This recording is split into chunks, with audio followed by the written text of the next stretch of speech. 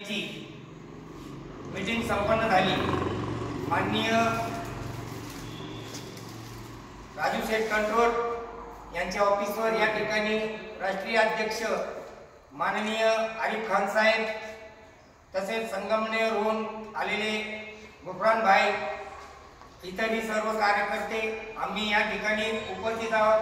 गवारी तात्या खास उद्देश असा होता का काही लोकांनी या ठिकाणी बदनामीचं कार्य सुरू केलं होतं।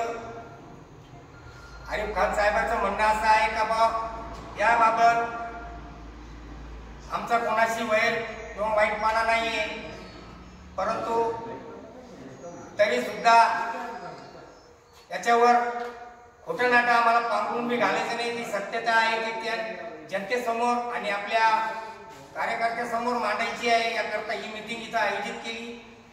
हा छानपैकी छोटेखानी प्रोग्राम या ठिकाणी संपन्न झाला। तसेच याचा पूर्ण खुलासा येत्या 17 तारखेला करण्यात येईल। आणि आज सगळ्यात महत्त्वाचा म्हणजे महाराष्ट्र कोर कमिटीवर माननीय राजू शेठ कंट्रोल यांची या ठिकाणी निवड करण्यात आलेली आहे। त्याबद्दल त्यांचं सर्वांनी हार्दिक अभिनंदन केलेलं आहे।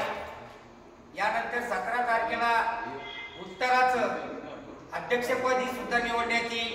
त्यानंतर MS-17 म्हणजे श्रीरामपूर RTO संदर्भात जे गोंधळ निर्माण झालेले आहे डीलर एजंट त्यासाठी त्याकरता रूपरेषा आखण्यात येणार आहे। आणि मोठंसं आंदोलन माननीय आरिफ खान साहेब तसेच इथले जे उत्तरेचे भावी म्हणजे होणारे जिल्हाध्यक्ष यांच्या नेतृत्वाखाली आम्ही निवेदन देणार आहोत। आणि हे जे आडलेले काम आहेत ते संघटनेच्या मार्फत आम्ही सोडवणार आहोत। अशा पद्धतीने हा कार्यक्रम या ठिकाणी संपन्न झाला। जिल्हा मेळावा 17 तारखेला गेला आणि उत्तर आणि दक्षिण या दोन्ही जिल्ह्याचा एक मेळावा 17 तारखेला या ठिकाणी आयोजित करण्यात आलेला आहे। फक्त 17 MS-17 म्हणजे उत्तर या विभागातला मेळावा या ठिकाणी आयोजित केलेला आहे।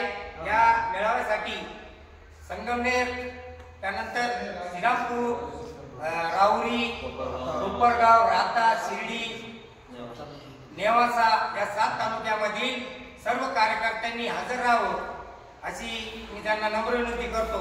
आणि हा कार्यक्रम या ठिकाणी